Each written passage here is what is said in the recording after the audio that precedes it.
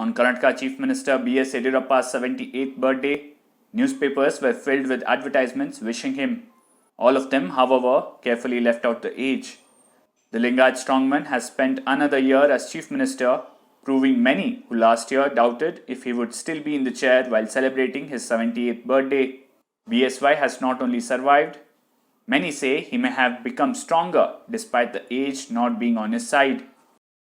While the High Command has failed to groom a successor who can replace the mass leader from Shimoga, BSY over the last year has successfully won by-elections to safeguard his government, handled a pandemic and floods.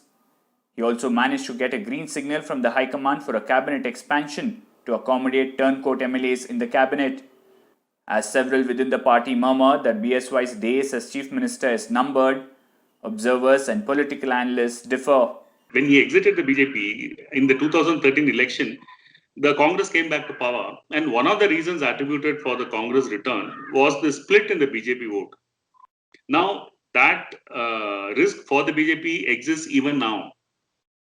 And not only that, for, let's say, hypothetically speaking, if Yediyurappa is asked to step down or if there is a coup within the BJP, all he will do is just go with his band of supporters to the JDS and to the Congress, and they may, well form another government.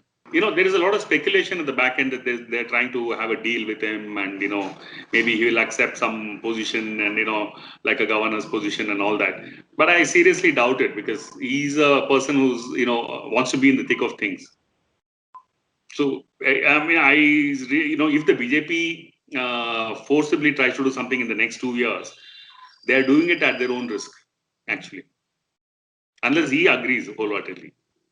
Even as party leaders like Basanthoda Patil Yatnal have tried to undermine B.S. Yediyurappa's leadership by criticizing him and alleging corruption, the Chief Minister's camp believes that it will only get difficult to replace him with each passing day as the state heads into election in 2023, and any new leader would need time to lead the party.